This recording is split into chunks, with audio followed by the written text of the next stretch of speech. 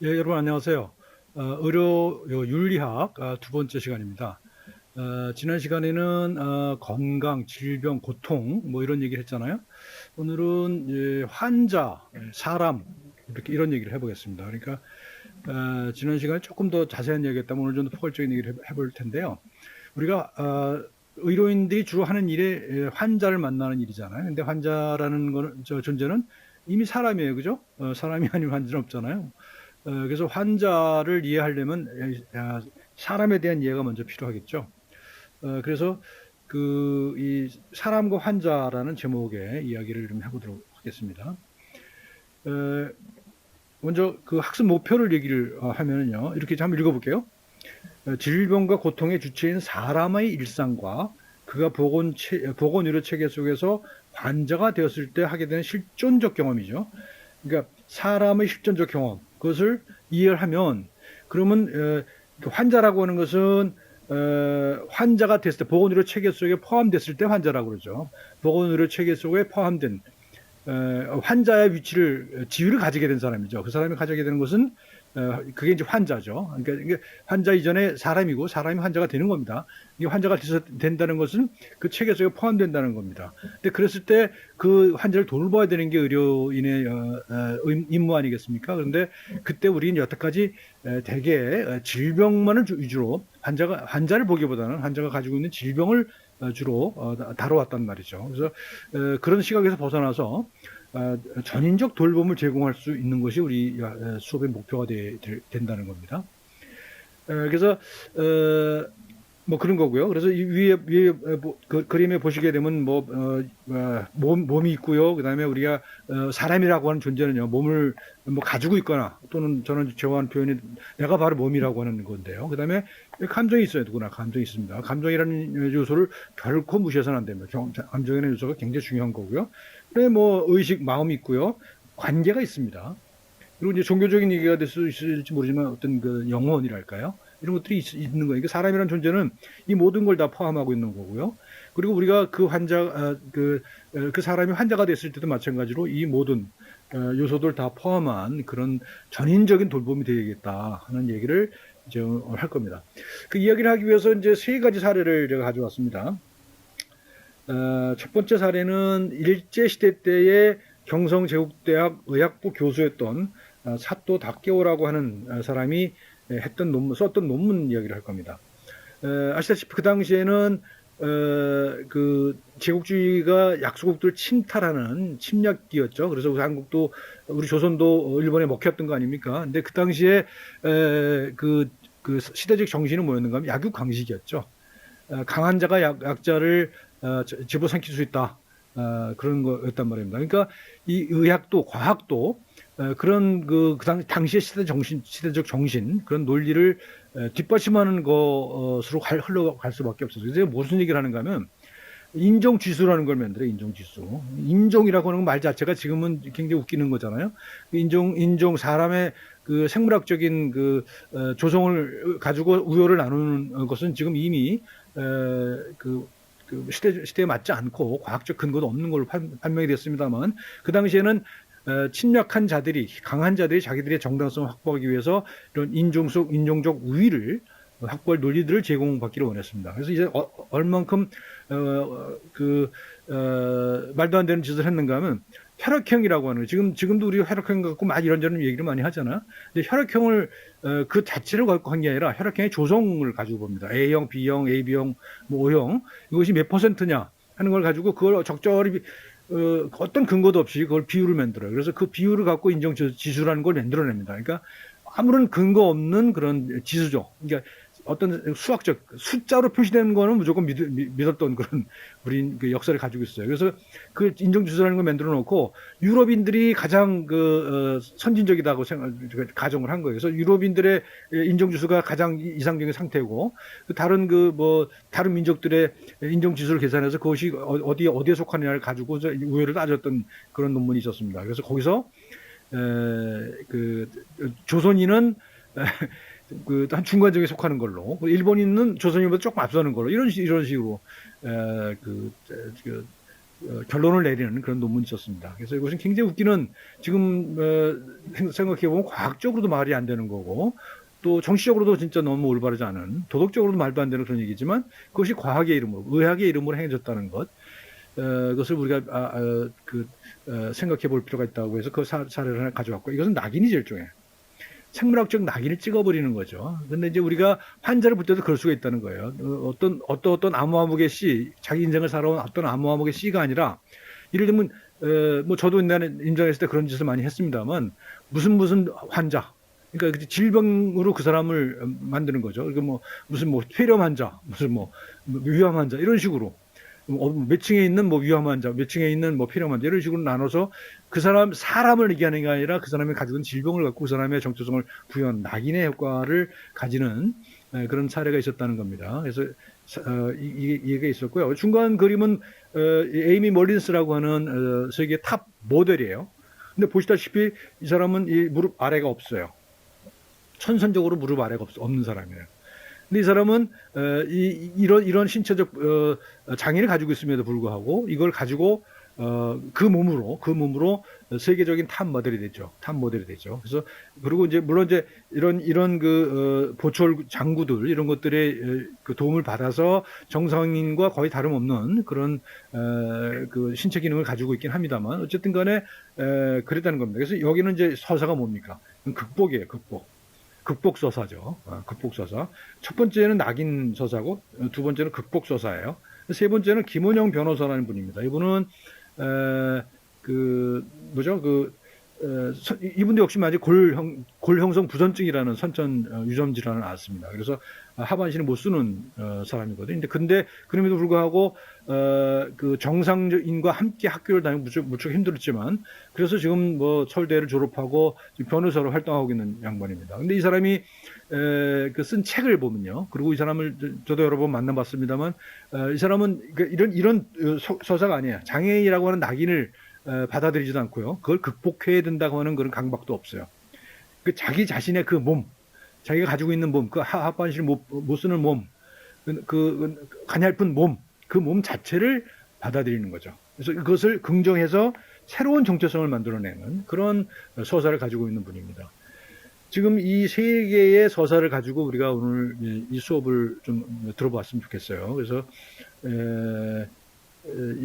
이야기라고 하는 것이 얼만큼 중요한가. 환자가 가지고 있는 이야기, 환자의 삶이라고 하는 것이 우리가 얼마나 중요한 것인가 하는 것을 깨달아 주시기 바랍니다. 순서는 이렇게 했습니다. 먼저 사람됨의 뜻, 사람과 환자잖아요. 오늘 전체 제목이. 그래서 사람됨의 뜻이 어떤 것인가를 볼 거고, 사람이라고 하는 것에 대한 관념, 상식이 시대에 따라서 엄청나게 변화했다는 것을 이제 알고 있죠. 우리가 또 시대에 따른 것뿐만 아니라 문화에 따라서 굉장히 많이 다르죠. 동아시아의 사람과 서양의 사람의 개념 자체가 많이 달라요. 지금은 거의 세계화가 돼서 서양 것으로 이렇게 대체가 되는 그런 과정이 있지만 여전히 우리는 우리 전통의 영향을 굉장히 많이 받고 있다는 그 얘기를 할 겁니다.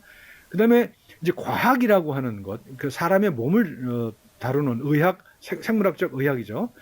그리고 또 거기는 또 좀 더 그 기초적인 의학들도 포함되어 있어요. 그런 것들이 사람의 개념을 달리 만들어서 변화시킨다는 겁니다.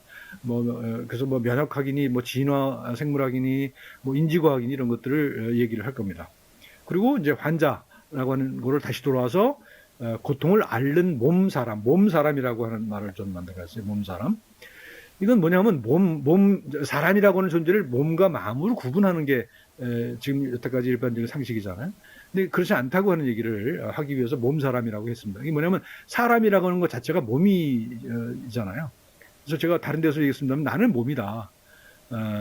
내가 몸을 가지고 있는 것이 아니라 내가 바로 몸이다라고 하는, 내가 나의 몸이다라고 하는 그런 서사를 얘기를 했거든요. 그래서 환자를 몸사람, 그래서 하이프를 붙인 거죠. 그래서 몸이기도 하고 그것이 바로 사람이 정체성을 갖는 그런 얘기로 환자를 새롭게 이해해보고자 하는 겁니다.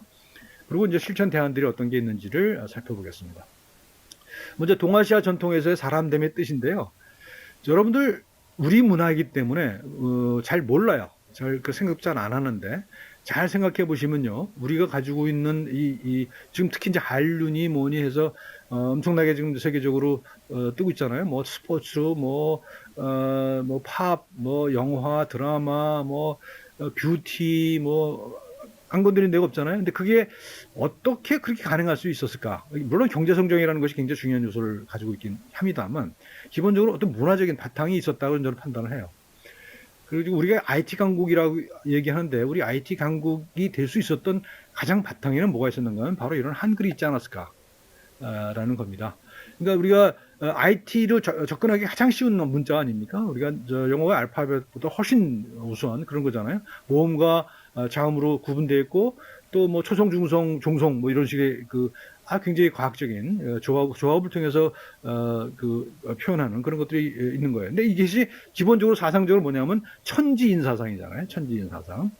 한글도 기본적으로 천지인의 원리에 따라서 만들어진 거란 말입니다. 그죠? 그래서 지죠, 이거는. 그다음에 이건 천이고요. 그다음에 이건 인입니다. 천지인이에요. 그러니까 요 세 가지 요소를 갖고 만들어낸 거란 말이죠. 우리 문자 자체가. 그리고 보시면 우리가 잘 보시면 이런 문양들 많이 보시잖아요, 여러분들. 지하철 갈아타는 역, 뭐 모범 택시 이런 것들이 아주 뭐 사찰의 문에 써 있는 문양, 태극 문양. 우리 보통 이 태극을 많이 태극기에 씁니다만 우리가 가장 익숙한 거는 이 삼태극입니다. 이것도 역시 마찬가지로 천지인의 사상에 근거한 것이거든요. 이 사람이라고 하는 존재는 동아시아에서는 이 천지인의 하나예요. 천과 지 사이에 있는 존재거든요. 그래서 우리 동아시아 사상에서는 사람이란 존재는 하늘과 땅과 그것을 중재하는 존재로 돼 있죠. 그래서 조금 더 자세히 들어가 보면은 하늘은 뜻이고 마음이고 땅은 그릇이에요, 몸이에요. 그죠? 그 다음에 사람은 그 뜻을 담는 그릇이 되는 겁니다. 그러니까 아주 요게 서양의 인간관하고는 아주 다른 굉장히 포괄적이고 전일적인 그런 사상을 담고 있어요, 우리는 이미. 그렇기 때문에 그런 문화적 저력이 거기서 나온 건 아닌가라는 생각합니다. 서양에는 아주 분석적이고 환원적이잖아요. 몇 가지 나눠서 설명하잖아요, 모든 거를. 근데 여기는 그렇지 않다는 겁니다. 우리 전통 사상에서는. 그래서 이것이 이 한글, 태극, 삼태극 문양 이런 것들이 우리 문화적 배경에 깔려 있고 그런 것들이 우리가 사람을 바라보는 그런 관념에도 굉장히 큰 차이를 녹여내고 있는 것 아닌가 그런 생각을 합니다. 예를 들면 지금 최근에 코로나 사태에서도 보면요, 우리가 비교적 방역을 잘하고 있는 여러 가지 이유가 있지만 그 중에 대표적인 게 우리 국민들 잘 따라하고 있다는 거거든요. 여기서도 안 이런 것들이 녹아 있다고 생각을 해요. 보통 서양에서는 이것이 뭐 개인의 자유를 침해한다고 그러잖아요. 근데 우리가 가지고 있는 인간의 개념, 사람의 개념은 인디비주얼이 아니에요. 개인이 아니에요. 개인이 아니고 관계 속에 있는 존재거든요. 그래서 우리가 마스크를 안 쓰고 있으면 눈치가 보이잖아요. 그죠? 그렇잖아요. 서양 사람들은 그렇잖아요. 그 개인이기 때문에 개인 중심의 사유를 하기 때문에 그 여러 가지 문제가 되고 따라서 방역에 실패하는 경향이 있는데 우리는 기본적으로 사람이란 존재, 인간이라는 존재가 그 관계 속의 존재이기 때문에 그런 것이 훨씬 더 쉽게 받아들여지지 않나 그런 생각을 하기도 합니다. 거기 한 발짝 더 나가서 이 IT 기술, 예를 들면 뭐 확진자 동선이 금방금방 뜨잖아요. 그런 것들이 이제 우리가 IT 강국인. 근데 IT를 또 키운 것이 또 이런 삼태극 또는 한글이라고 하는 점, 이 점이 또 중요한 거죠. 우리가 순수한 우리말로 사람이라고 그러면 살이래, 산다고 하는 의미의 살에다가 암을 붙인 거라고 그래요. 그러니까 이건 뭐냐면 몸을 살아가는 존재예요. 몸을 살아가는 존재. 이게 사람이란 뜻이에요. 우리가 순수한 우리말이잖아요. 근데 그런 겁니다. 그리고 천지 사상에서 삼재 사상으로 해석을 해보면 그 관계 속에 하늘과 땅을 중재하는 그런 존재가 돼 있다는 것 말이죠. 그리고 이제 한자가 나오죠. 인간이라는 말이 나오잖아요. 그러니까 인간이란 말과 사람이란 말이 조금 뉘앙스가 차이가 있죠.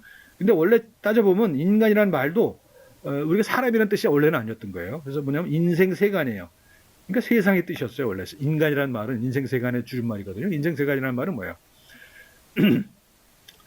인간이 살아가는 사람이 살아가는 세상이라는 거예요. 그 공간이라는 뜻이거든요.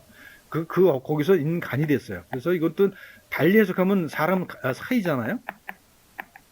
사람 사이예요. 이게 사이입니다. 사이. 그러니까 사이 존재인 거죠, 우리는. 사람은 사이의 존재예요. 이게 서양의 사람 개념과 우리의 개념과 문화적 개념이 그렇게 크게 다른 거죠. 그래서 사람이라는 존재는 마음이 담긴 몸으로 세상을 살아가는 존재다. 라고 하는 것이 우리는 명시적으로는 이렇게 얘기하지 않아요. 명시적으로는 뭐 서양의 과학적 세계관이 우리한테 들어와서 우리를 지배하고 있기 때문에 그렇게 배우지 않지만 우리 문화적인 이런 문화적인 바탕 속에는 그런 것이 있다는 겁니다. 서양에서는 좀 개념이 다르죠. 그래서 폴슨이라고 그러면 이거는 원래 가면을 의미했어요. 가면을. 그러니까 영국 배우들이 가면을 쓰고 연극을 하잖아요. 근데 그 가면을 의미했던 거예요. 그러니까 이 사람이랑 우리가 앞에서 얘기했던 그런 사람의 존재하고는 굉장히 많이 다른 개념인 거죠. 그리고 개인주의에서는 인디비주얼, 더 이상 쪼개서 없는 존재, 최소 단위죠. 그래서 여기서 서양에서의 사람은 특정 성격을 지닌 독립적 개체를 의미하죠. 독립적 개체를 의미하고 우리가 동아시아에서는 천지인, 삼재에 속해 있는 그런 사람을 의미했다. 그리고 지금도 그런 영향 속에 우리는 살고 있다 하는 겁니다. 자, 서양은 그랬어요. 그래서 이건 아주 그리스 로마 시대부터 그것이 주류로 잡아와요. 물론 고대 시대는 그렇지 않았다고 하는 여러 가지가 있겠습니다만, 예를 들면 플라톤 같은 사람이 주류가 되면서 그 이후 뭐 쭉 이원론이 둘로 나누는 거죠. 세상을 천상계와 현상계로 나누고 몸과 마음을 나누고 또 몸도 이제 최소 단위로 나누고 뭐 이런 식으로 해서 그런 환원적인 사유가 서양 문명을 지배하죠. 그리고 사실 그 환원적인 사유로 인해서 근대 문명을 지도하게 되죠. 그래서 근대 문명이 서양 문명에서 나오잖아요. 17세기에 과학혁명, 그다음에 계몽주의, 뭐 산업혁명 이렇게 해서 서양 문명이 이제 세계를 지배했잖아요. 19세기부터 상하상계 내에서는 그런 그 전통들이 무너지기 시작합니다. 무너지기 시작하는데 뭐예요? 니체, 이거 세 사람을 들었어요, 저는. 프리드리히 니체, 신은 죽었다라고 얘기해요. 그러니까 서양에서는 기본적으로 기독교적인 세계관을 가지고 있었잖아요. 근데 19세기에 프리드리히 니체가 나서 신은 죽었다고 선언을 합니다. 그래서 여기서 이제 아주 엄청난 세계관의 변화를 겪는 거죠. 신의 문제를 니체가 얘기했다면, 프로이트는 우리가 의식이라고 하는, 인간의 의식이라고 하는 그런 아주 그 초월적인 존재를 생각했던 거잖아요. 이제 그 바탕에 깔려 있는 더 큰 무의식의 세계를 발견합니다. 그러니까 우리가 의식 위주의 정신이라고 하는 명백한 이성이라고 하는 존재, 둘 다 마찬가지예요. 둘 다 이성 중심의 사유를 무너뜨리는 거거든요. 이성 중심의 사유를 무너뜨리는 그런 사상가들이 나오죠. 19세기에. 그래서 무의식을 발견했고, 결정적으로 찰스 다윈이 진화론을 얘기하면서 동물과 인간 간의 쌓여있던 벽을 허물어버리죠. 우리는 같은 그 진화 선상에 있다고 하는 사실들을 얘기를 하죠. 그래서 서양에서 가지고 있었던 신 중심, 인간 중심, 의식 중심의 사유 양식이 여기서 다 무너지기 시작하는 거죠. 그래서 그것이 그렇지만 무너진다고 해서 하루아침에 무너지진 않죠. 그래서 그것이 20세기를 계속 지배해요. 지배하지만 오늘 좀 얘기할 것은 21세기에는 전혀 새로운 세계관들이 대두되고 있다. 세계관이니까 사람에 대한 관념일 수도 있는 거잖아요. 그런 거라는 겁니다. 동아시아는 어땠나요? 동아시아는 그런 이분법이 있긴 있었지만 굉장히 상대적으로 굉장히 약했죠. 서양에 비해서는 굉장히 약했어요. 그래서 물론 주제학 같은 경우는 좀 이원적인 사유 양식이라 보기도 합니다만, 그렇지만 뭐 도가나 뭐 이런 경우에 있어서는 뭐 특히 아까 얘기했던 태극, 그다음에 삼재, 천지인의 사상 이런 것들은 관계 사유거든요. 이 서양에서는 존재의 사유라고 한다면 동아시아는 관계의 사유라고 볼 수가 있어요. 그러니까 존재와 관계. 전체적으로 오늘 강의 내용을 정리하면 이런 거예요. 여태까지 존재로서의 사람, 환자를 얘기했다면 이제는 우리는 관계로서의 사람과 환자를 얘기하겠다 하는 겁니다. 근데 그 뿌리가 어디 있었냐? 우리 동아시아 전통이 있었다는 겁니다. 그리고 동아시아 전통이 있었을 뿐만 아니라 이원론적인 존재론적인 사유 양식을 유지해 왔던 서양에서도 첨단 과학이 발달하면서 그런 사유에 금이 가기 시작했다. 그래서 관계의 사유로 가고 있다 하는 얘기를 오늘 하는 겁니다. 전체적인 이야기가. 그래서 그렇습니다. 그래서 동아시아에서는 스스로 자연이잖아요. 자연. 스스로 그렇다는 말이에요. 자연이라는 말은. 그래서 몸과 마음과 사람과 세상의 연속이에요. 근데 이거는 결국은 이 다윈의 진화론하고도 상당히 통하는 바가 있어요. 그죠? 다윈의 진화론은 그 환원적이고 기계적인 사유 방식에서 벗어나는 걸 의미하거든요. 그래서 어쨌든 간에 이게 동아시아 전통을 얘기하고 과거에 도입된 이후에 사유 방식이 통하는 점이 있다 하는 점을 말씀드리는 겁니다. 자, 21세기는 뭐 여러 가지 문제가 많잖아요. 그래서 이제 말씀드린 대로 천지인의 전일적 문화, 스스로 그러함, 그러니까 뭐 몸, 사람, 뭐 세상 이런 거 다 연결되어 있는 이런 전일적 세계관 이 바탕에 깔려 있고, 그 다음에 과학적 세계관, 환원적 사회 방식도 같이 돌아와 있어요, 우리 속에는. 그렇죠? 우리가 공부를 한다는 거, 과학을 공부한다는 거 특히 그거는 환원적인 세계관을 받아들인다는 것을 의미해요. 그러니까 우리는 겉으로 보기에 논리적으로는 모순일 것 같은 그런 두 개의 흐름을 다 우리 속에 가지고 있다고 저는 생각을 합니다. 근데 그게 가장 첨예하게 보이는 곳이 지금 동서의학의 문제예요. 서양의학, 동양의학. 그래서 지금도 전혀 화해를 못하고 있는 것 아닙니까? 이제 우리 학교 같은 경우에 한의과대학이 있고, 한의학 전문대학원이죠. 전문대학원이 있고, 의과대학이 따로 있죠. 따로 있으면서 거의 뭐 소통을 제가 알기로는, 뭐 표면적인 건 말고는 제대로 소통을 안 하는 걸로 알고, 왜냐면 세계관이 다르기 때문에 그래요.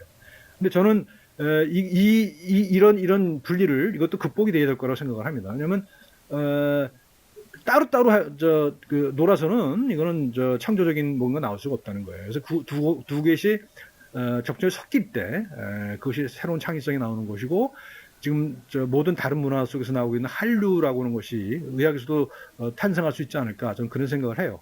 물론 희망에 불과할 수도 있겠습니다만.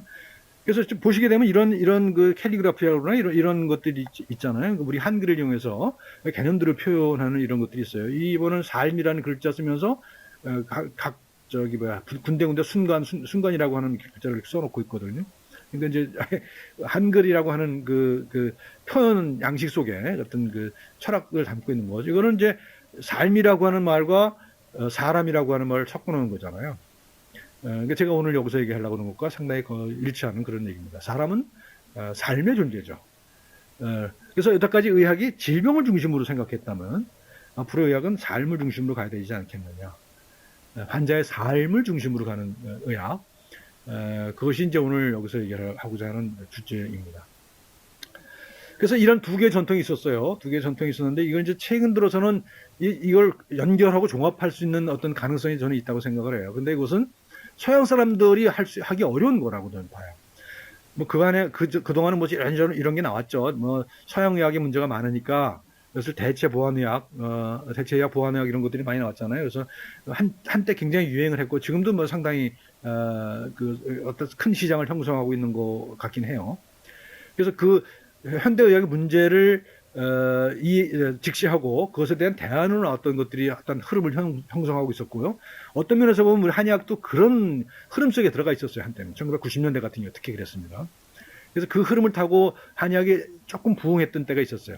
지금은 뭐 좀 달라졌습니다만. 그리고 서양의학, 저는 생물의학이라고 얘기해요.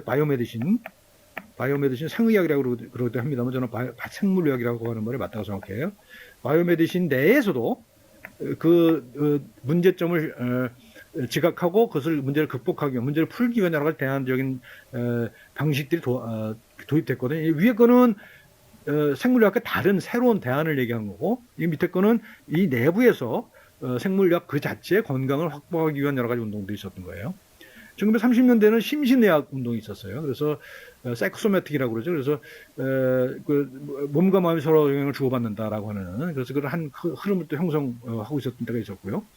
1960년대에 오게 되면 의료 윤리 운동이 일어납니다. 그래서 뭐 여러 가지 의료 기술이 발전하면서 생기는 의료 윤리 문제가 있습니다. 예를 들면 뭐 낙태 문제랄지 안락사의 문제랄지 뭐 대표적으로 그런 문제죠. 그런 것들을 다루는 그런 학문 분야가 나타나요. 그래서 의료 윤리가 나타났고, 그렇지만 그럼에도 불구하고 그들이 뭐 문제를 명확히 풀 수가 있는 게 아니거든요.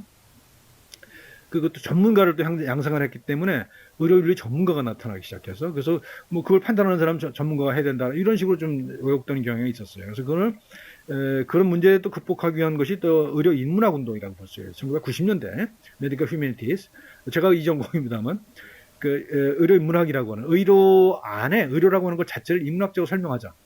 그 위에 거는 의료 윤리나 심신의학은 그거는 그 생물의학의 논리를 그대로 유지한 채로 유지한 채로 그 문제를 풀어가는 방식으로서 수단으로서 도입된 거라고 한다면 의료인문학은 이것도 역시 수단일 수가 있어요. 수단일 수 있지만 위에서 얘기했던 과학적 방법이 아니라 어떤 인문학적인 방법을 도입하자. 그래서 환자를 대하는 태도라든가 환자 의사 관계랄지 이런 것들에 대한 그 논의가 이제 시작된 게 거기다 이제 문학적인 뭐 요소 교육을 해야 되고 뭐 예술을 도입하고 뭐 이런 것들이 많이 도입됐거든요. 뭐 시를 갖고 뭐 어떻게 하고 뭐 이런 것들이 이제 많이 도입됐단 말이에요. 그런데 도입을 하는 거예요. 인문학적 요소를 도입하는 것이었어요. 그러다가 최근 들어서는 이걸 이제 의료인문학을 건강인문학이라고 하는 말을 서서히 바꿔가고 있습니다. 메디컬 휴머니티에서 헬스 휴머니티라고 하는 말을 바꿔가고 있거든요.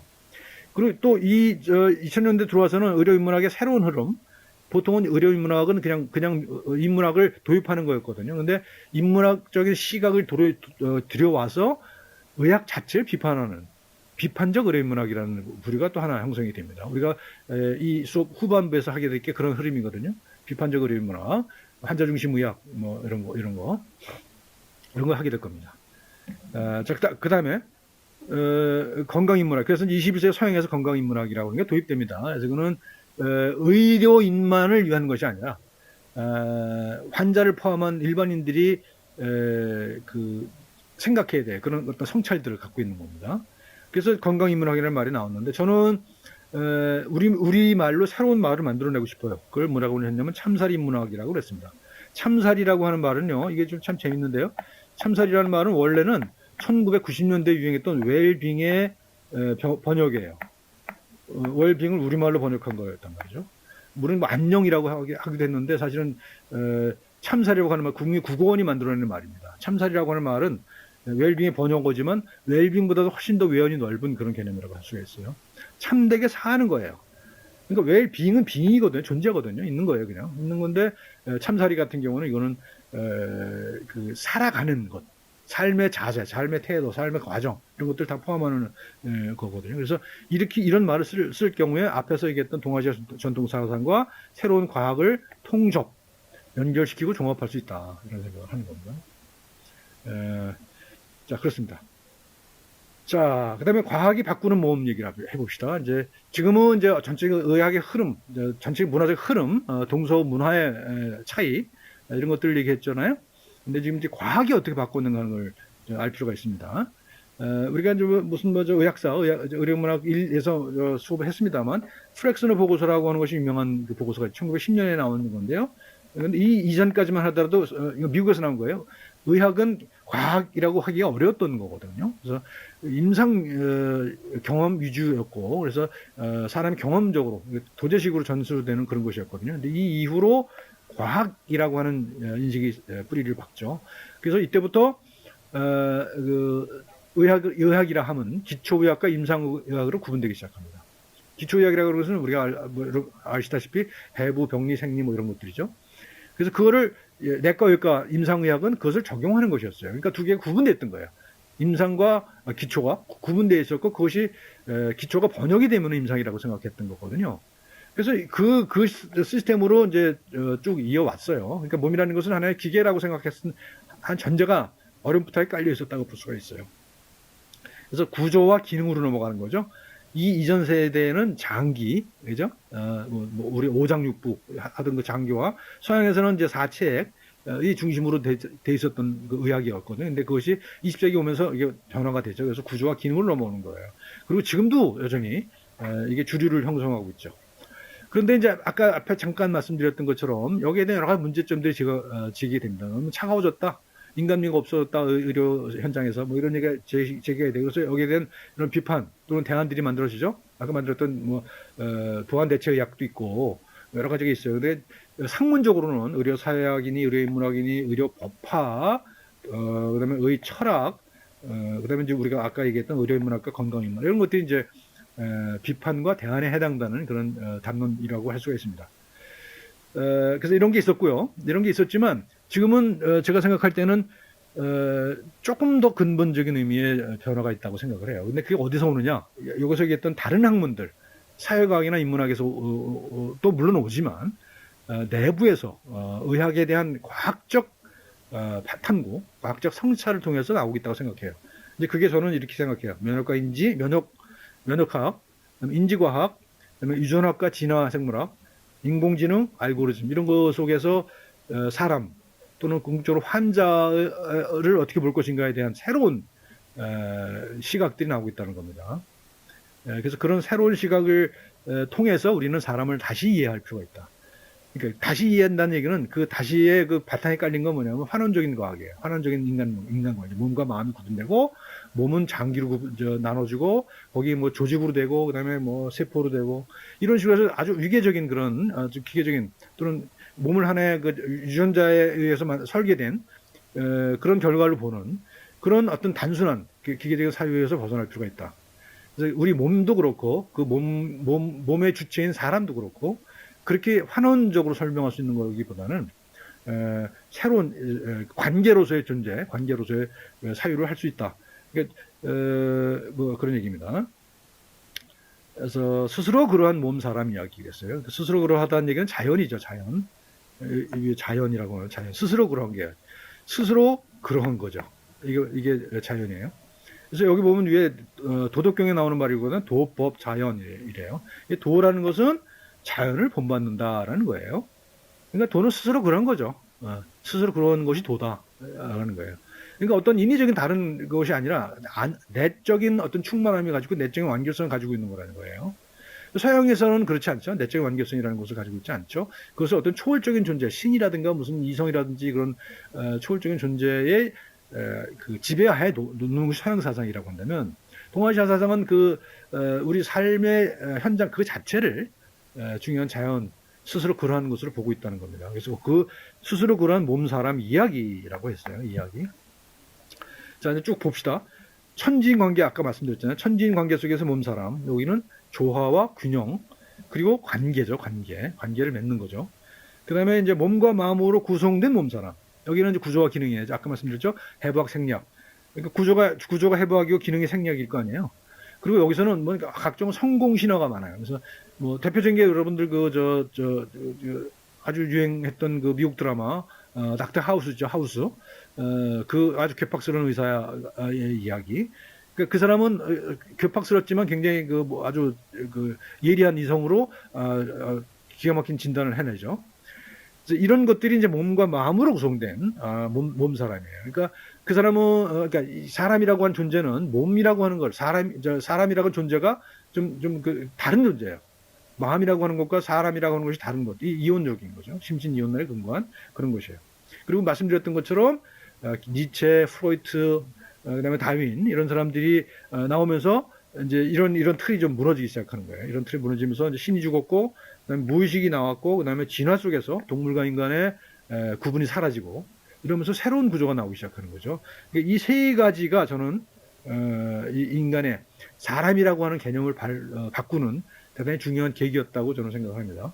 그리고 지금에 와서는 지금은 이제 이런 뭐 니체의 철학, 그다음에 프로이트의 심리학, 그다음에 진화의 생물학 이것이 나왔잖아요. 지금은 첨단 생물학 안에서 많은 것들이 나오고 있다고 생각해요. 저는 이제 면역이라고 하는 것, 유전, 진화, 인지, 정보 이런 것들이 이런 새로운 과학이잖아요. 새로운 과학이 또 한 번 바꾸고 있다.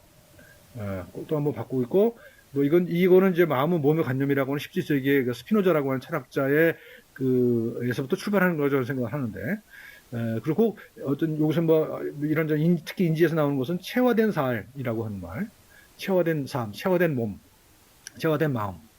그러니까 마음이라고 하는 것은 몸 속에 새겨져 있다는 거예요. 그러니까 뇌라고 하는 어떤 특정 기관에서 나오는 것이 아니라 뭐 그런 뇌의 영역도 굉장히 큽니다만 몸속에 새겨져 있다라고 하는 거예요. 뇌를 포함한 몸속에 새겨져 있다, 체화되어 있다. 체화된 인지라고 하는 것이 이제 최근 들어서는 많이 이야기되고 있습니다. 그래서 내가 무슨 뭐 어떤 생각을 끄집어내서 뭘 하는 게 아니라 내가 그냥 직관적으로 하는 행동들이 그런 것들이 바로 나의 경험, 내 몸속에 새겨져 있는 거죠. 이전의 경험들이 새겨져 있는 것이 그렇게 드러난다 하는 얘기입니다. 먼저 면역과 인지를 보자고요. 면역을 보면요, 면역 같은 경우는 우리가 어떻게 배웠습니까? 셀프와 논셀프를 구분을 하는 거라고 배웠잖아요. 그래서 셀프가 논셀프를 공격해서 싸우는 거라고 배웠잖아요. 그래서 기계와 전쟁의 은유예요. 그래서 면역세포들은 뭐 열쇠와 잠수쇠 같이 이렇게 돼 있다고 생각했잖아요. 그렇게 배웠잖아요. 그러니까 기계적일 뿐만 아니라 정체성이 나와 다른 것들을 공격해서 잡아먹는 그런 은유가 유행했단 말이죠.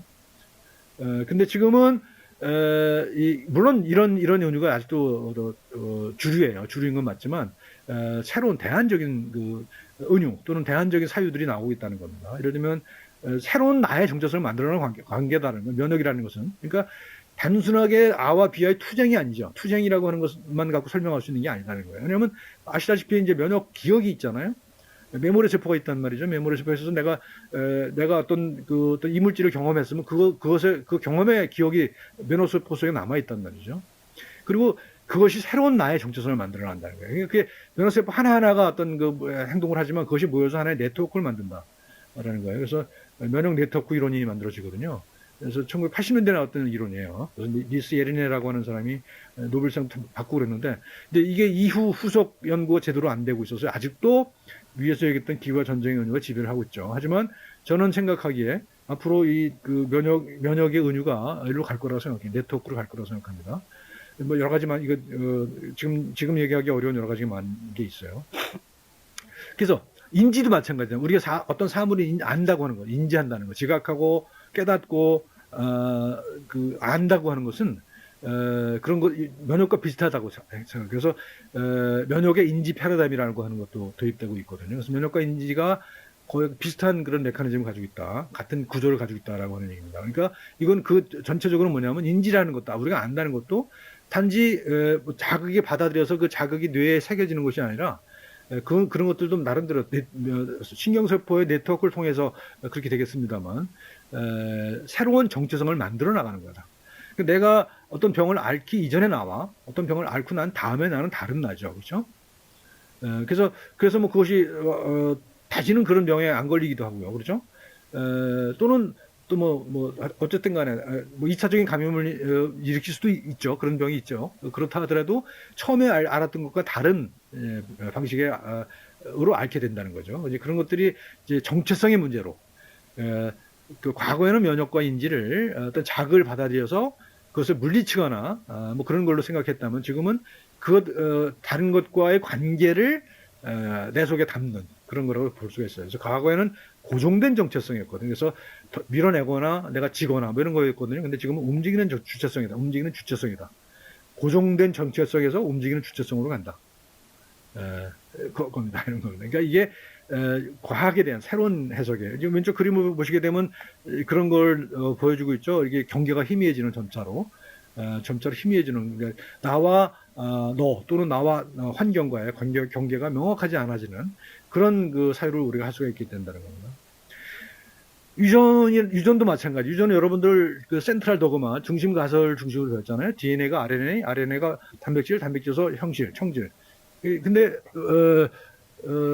이 중심 가설은 이제 끝났잖아요. 그죠? 그렇게 단순하게 해석이 되는 게 아니야. 단순하게 변형되는 게 아닙니다. 그죠? 유전자라고 하는 것이 형질로 가는 과정에는 그렇게 단순화할 수는 있지만 그것보다 훨씬 복잡한 중간 과정이 있다는 사실을 우리는 알아요. 그래서 우리는 많은 오믹스가 있어요. 지노믹스, 뭐 트랜스크립노믹스, 지노믹스, 또 뭡니까? 하여간 메타볼로믹스, 하여간 중간 단계들. 그 중간 단계마다 하나의 덩어리가 있다는 거죠. 그 덩어리가 어떤 개별적인 단위들이 행동하는 것이 그 덩어리가 전체로 하나의 행동을 한다 하는 것들을 알기 시작했어요. 그래서 우리가 휴먼 지노 프로세스 끝나고 난 다음에 옛날에는 원래 이거 끝나고 난 다음에 우리가 설계도를 갖게 될 거라고 생각했는데 이걸 해보니까 더 복잡하다는 사실을 알았을 뿐이라는 거죠. 그래서 중심가설에서 이거는 끝났고 이제 오믹스라는 것은 관계망 또는 관계망이 아니더라도 어떤 훨씬 더 복잡한 그런 과정을 가지고 있다는 겁니다. 또 한 가지는 진화라고 하는 것은 우리는 여태까지 적자 생존으로만 알고 있었거든요. 그리고 셀피시진, 이기적 유전자, 이기적으로 행동하면 그것이 결국은 진화를 이룬다 이런 식으로 알고 있었거든요. 근데 이것도 무너지기 시작한다는 겁니다. 그래서 그런 요소가 없는 건 아니지만 이건 19세기에 나왔던 건데 다윈과 같은 시대에 만물은 서로 돕는다. 상호 부조라고 하는 것이 진화에 기여한다. 단순한 경쟁만 갖고 진화가 이루어지지 않는다는 거예요. 우리 여태까지는 경쟁으로 환원을 해서 봤거든요. 진화를. 경쟁이 진화를 만들어낸다는 생각을 했었는데 지금은 이 안에 상당히 많은 다양한 협동적인 요소가 있다는 거. 공감과 협동이라고 하는 가치가 인간에서뿐만 아니라 생물계에서도 비일비재에 일어나고 있다는 사실들을 이제 알기 시작하는 겁니다. 자, 그래서 환자라고 하면은 고통을 앓는 몸 사람이에요. 고통을 앓는 몸 사람. 몸과 사람이 연속인 그런 사람입니다. 그러니까 이렇게 그림에서 보듯이 이런 그 스키마가 있어요. 환자가 오면은요, 그 사람이 어디 아파한다든가 뭐 이렇게 있잖아요. 뭐 표정, 그 사람의 표정, 걸음걸이, 그 사람의 몸에서 나는 냄새, 그 사람의 말투, 목소리 이런 것들이 하나의 스키마를 만들어요. 스키마라고 그러죠. 스키마. 뭐 다른 데서 나옵니다만 이건 이제 영상 도식이라고 하기도 하고 대요라고 하기도 해요. 그러니까 우리가 의학적으로 구체적으로 들어가서 그 안에 이 사람이 무슨 질병을 가지고 있고 그 질병의 메커니즘이 뭐고 하는 것을 연구하기 전에 우리가 직관적으로 느끼는 것이 있거든요. 어떤 환자가 왔을 때. 그리고 특히 이제 임상 경험이 많은 사람들은 그런 것도 더 발달돼 있죠. 이제 그런 거예요. 그러니까 환원적인 연구도 필요하지만 그런 직관들, 스키마를 파악하는 그런 능력도 굉장히 중요한 겁니다. 이 그림은 그런 거예요. 그런 걸 표현한 거라고 볼 수가 있죠.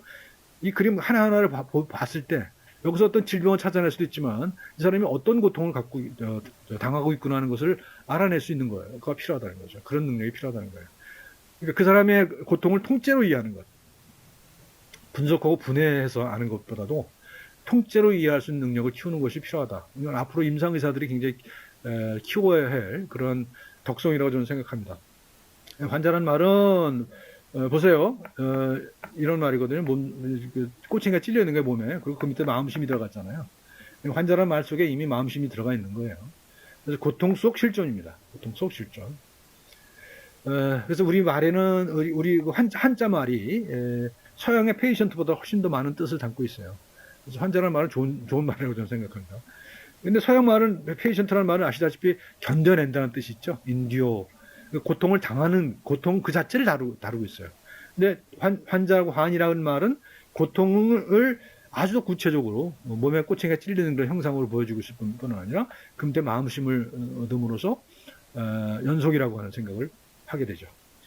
그리고 이제 공식적으로 앞에 말씀드린 대로 의료체계에 편입된 사람을 환자라고 하죠. 그래서 사회적인 의미가 될 수도 있습니다. 자, 실천 대안들입니다. 이제 그럼 어떻게 할 것이냐? 그 질병 중심의 의학에서 환자 중심 의학으로 나아가야 되는데 어떻게 갈 것이냐 하는 겁니다. 첫 번째는 은유를 바꿔야 된다는 겁니다.